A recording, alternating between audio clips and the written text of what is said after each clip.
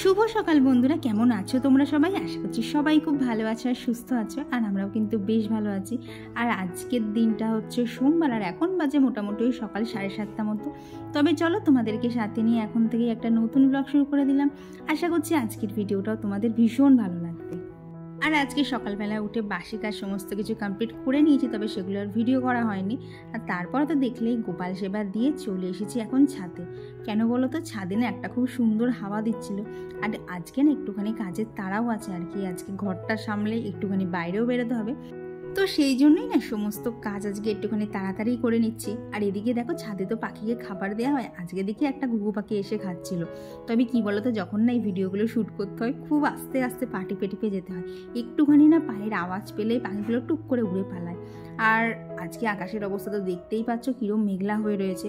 কি বলতো, গরম তাও সহ্য করা যায়, কিন্তু মেঘলা দিনে এমন একটা ভ্যাপসা গরম না, কাজ করতে একটুও ভালো লাগে না।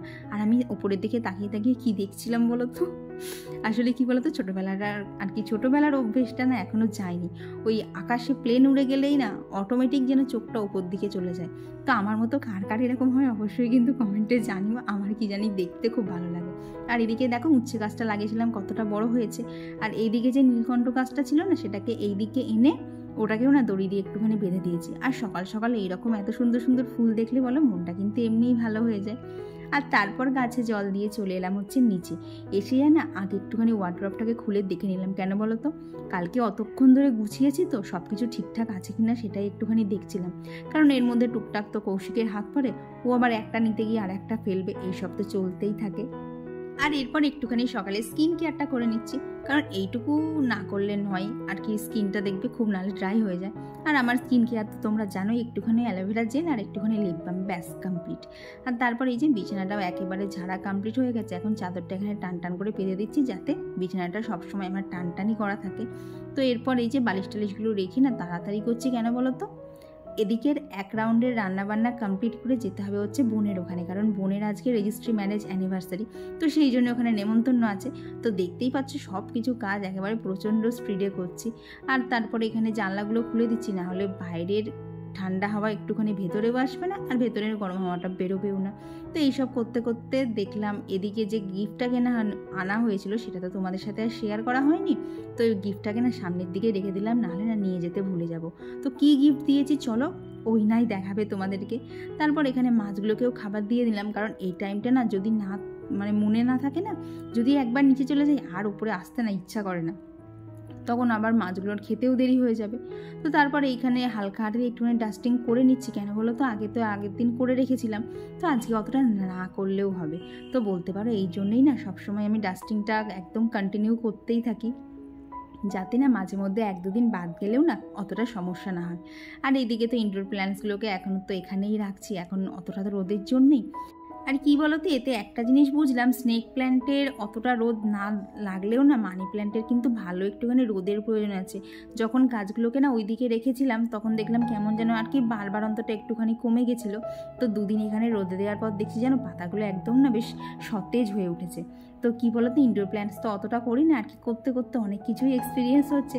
আর সেগুলো টুকটাক তো তোমাদের সাথে শেয়ার করেও দেবো, যাতে তোমাদেরও কোনো অসুবিধা না হয়। তো এখন এই যে ঘরটাকে ঝাড় দিয়ে নিচ্ছি। আর এই যে ঘর যতই আমি ঝাড় দিই, ধুলো এই এত এত বেরোবে, কোথার থেকে আসে আমি জানি না। দেখো ঝাড়টার আগায় ঠিক কী পরিমাণ ধুলো, সকালবেলা ঘরটা ঝাড় দিতেই আমার এত কষ্ট হয় কি বলবো। ঘর মুছতেও আমার অতটা কষ্ট না যতটা ঘর ঝাড় দিতে কষ্ট হয়। কেন বলো তো, ঘর ঝাড় দেওয়ার সময় তো আর ফ্যানটা চালানো যায় না, কিন্তু ঘর মোছার সময় তো ফ্যানটা চালানো যায়।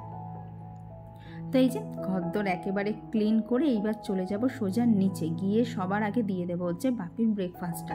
আর জানো এর মধ্যে দুষ্টুও এসেছিল, আর ও দেখবে কী করছিল, ওই যে কৌশিক বাজার থেকে একটা আর কি কুমড়োর ফালি নিয়ে এসেছে, সেটাকে ও নৌকা মনে করে টেবিলের উপরেই না ঘষছিল।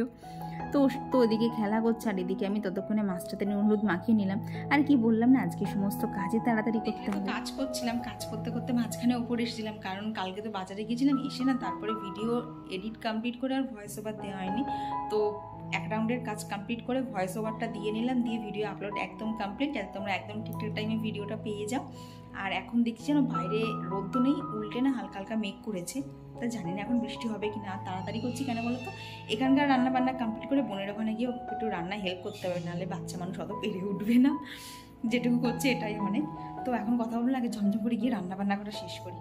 তো জানো তো নিচেতেই যাচ্ছিলাম, হঠাৎ করে দেখি এরকম করে একটা ঝোড়ো হাওয়া দিল, আর আকাশের অবস্থা তো দেখতেই পাচ্ছ একদম কালো হয়ে উঠেছে। তবে দেখে কি মনে হচ্ছে বলো, ভালো বৃষ্টি হয়েছে? তো কিচ্ছু হয়নি জানো, 2-1 ফোঁটা বৃষ্টির পর মানে বৃষ্টিটা তো একদমই কমে গেল, শুধু একটুখানি হাওয়া দিয়েছে, যার ফলত মানে ওয়েদার কিছুই সেরকম ঠান্ডা হলো না, বরং মাঝখান থেকে ঠান্ডা হাওয়াটা যেই বন্ধ হয়ে গেল আরও গরম লাগতে শুরু করে দিল। আর নিচে এসে এদিকে একটুখানি গতকালের ঘুগনি ছিল, সেটাকেই গরম করে নিয়েছি, নিয়ে আজকে ব্রেকফাস্টে আমি আরও ঘুগনি আর মুড়ি খেয়ে নিয়েছি। এটাও খেতে হলো কিন্তু বেশ ভালোই লাগে, তাই না? তো তারপর এখানে আজকে যা যা রান্না করব সেগুলোই সমস্ত করতে হবে, তার কারণ আমার আর কৌশিকের নেমন্তন্ন আছে, কিন্তু বাপি তো অত রিচ টিচ বেশি খাবে না, তাই বাপির আর নেমন্তন্ন নেই, তো বাপির জন্য তো আমাকে রান্নাটা করতেই হবে, আর আমরা তো রাতে এসেও খাবো, তো সেই জন্যই এখানে রান্নাবান্না যেমন সব কিছু করি প্রত্যেকটাই আমায় করতে হবে। কারণ এই যে সংসারের জাঁতাকলে একবার ঢুকে গেলে এর থেকে বেরোনোর আর কোনো রাস্তা নেই, তাই সমস্ত কিছু সামলে চলাটাই কিন্তু এখন প্রতিনিয়ত আমাকে শিখে চলতে হচ্ছে। আর তারপর এখন তো বাড়ি আসার পর থেকে এদিক ওদিক যাওয়া থাকেই, তো সব কিছুই আস্তে আস্তে আমি শিখছি। আশা করছি একটা না একটা দিন আমি সব কিছু সামলানো শিখেও যাব। এখন কি বলো তো, সামলাতে পারি না বলা বলি, সামলাতে পারি, তবে না মাঝে মধ্যে একটুখানি হিমশিমও খেয়ে যায়। আর এই দেখো তোমাদের সাথে কথা বলতে বলতে কিন্তু রান্না বান্নার সমস্ত কিছু কমপ্লিট হয়ে গেছে। এখন এই রান্নার পর যে ক্লিনিংয়ের কাজগুলো থাকে সেগুলো করেই ঝটপট স্নান টান করে চলে যাব হচ্ছে বোনের বাড়ি। আর আজকে পুজোটা বললো কৌশিক দিয়ে দেবে, তাই আমার আর সেরকম কোনো চাপ নেই।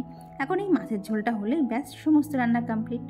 তো বন্ধুরা, তোমরা যারা এতক্ষণ আমার ভিডিওটা দেখছো, তোমাদের আজকের ভিডিওটা কেমন লাগছে অবশ্যই কিন্তু জানিও। আর তোমাদের যদি ভিডিওটা ভালো লেগে থাকে অবশ্যই কিন্তু একটা লাইক একটা কমেন্ট করে দিও। আর চলো তবে বাকি কাজগুলো কমপ্লিট করতে করতে তোমাদের সাথে বেশ কিছু কমেন্টও শেয়ার করে নেওয়া যাক। তো আগের দিন যে আলমারি অর্গানাইজেশনের ভিডিওটা করেছিলাম না, সেখানে লিজা খাতুন দিদিভাই বলেছে যে সোনার রূপো একসাথে রাখতে নেই। তো থ্যাংক ইউ দিদিভাই, ভুলটা ধরিয়ে দেওয়ার জন্য। এটা সত্যি আমার জানা ছিল না। তো এই যে তোমাকে কমেন্টটা পড়ে শোনালাম, তার আগেই যেন আমার ওটা রাখা হয়ে গেছে, কারণ ভুলটা তো ভুলই বলো, তার সেটাকে যত তাড়াতাড়ি শুধরে নেওয়া যায় ততই তো ভালো। আর এরপর না এই যে স্নান করে ঝটপট রেডি হয়ে নিচ্ছি। আর না এই কুর্তিটাই পরলাম, কেন বলো তো, কারণ ওর ওখানে গিয়েও তো রান্না বান্না করতে হবে। তো আমি তো ভালো জামা পরছিলাম, তো কৌশিক বললো তুমি তো ওখানে গিয়েও রান্না করবে, একটা নর্মালি জামা কাপড়ই পরো।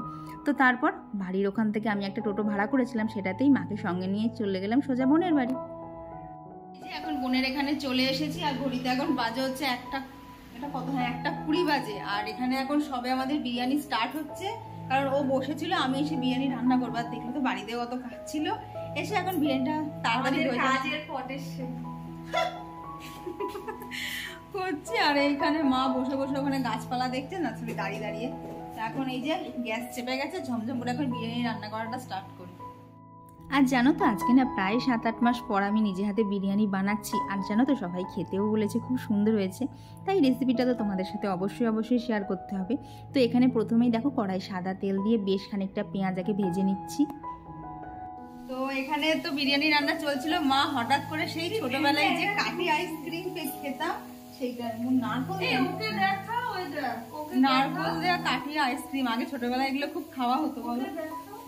ও মা দেখো এখানে একটা আবার কুকুরকে ও পুষেছে, বাইরে কুকুর ওখানটা বসার, আমাকে দেখলেই এই যে আমি এখন আইসক্রিম খাচ্ছি বলে মা এখন রান্না স্টার্ট করে দিয়েছে।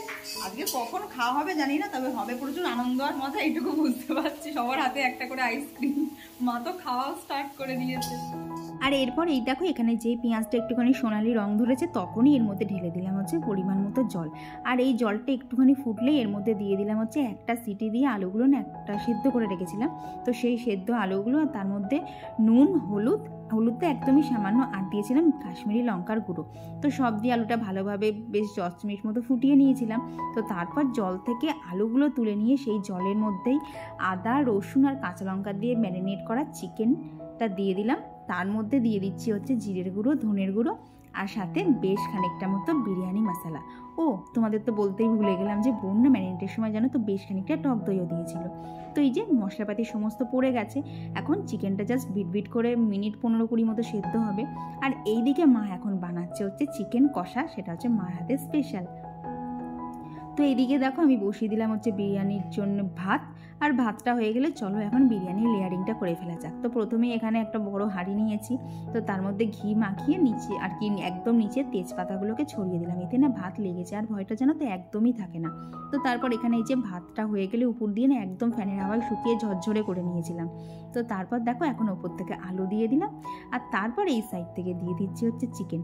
জানো তো অনেক দিন বাদে এইভাবে বিরিয়ানি সাজাতে পেরে এত মজা লাগছিল না, সব থেকে আনন্দ লাগছিল বহুত দিন পর আজকে মা বাবা বোন ওদের সবাইকে আমার হাতের বিরিয়ানি খাওয়াবো।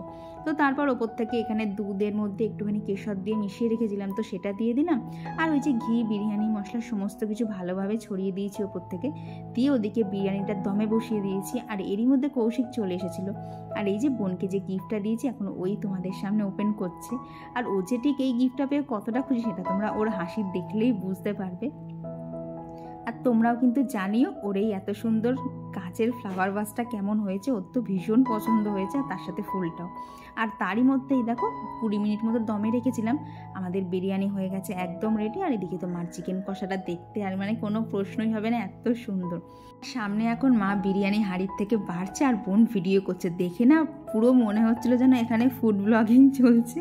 তো আমিও সেই কথাটাই ওকে বলছিলাম।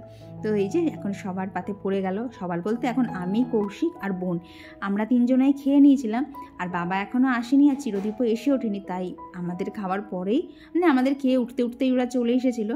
তো তারপরে মা বাবা চিরদীপ ওরা 3 জনা খেতে বসে গেল, আর ওরা ওখানে যখন খাচ্ছিল আমি ওদেরকে সার্ভ করে দিলাম হচ্ছে এরকম ঠান্ডা ঠান্ডা মিষ্টি দই। গরমের মধ্যে এরকম দই খেতে দুর্দান্ত লাগে বলো। তো এই খাওয়া দাওয়া কমপ্লিট করে প্রায় ঘন্টাখানেক মতো গল্প টল্প করে অনেকক্ষণ বাদে সবাইকে এক ফ্রেমে পাওয়া গেছে। এই যে আজকের বিকেলটা দারুণ সুন্দর কেটে গেল। তো এরপর চলে এলাম হচ্ছে বাড়ি, আর আসার সময় না দুটোর জন্য বিরিয়ানি নিয়ে এসেছিলাম। আর তোমরা তো জানোই ও একটুখানি এইসব খেতে কতটা ভালোবাসে, আর আমি করেছি ওর জন্য আনবো না তা কি হয়।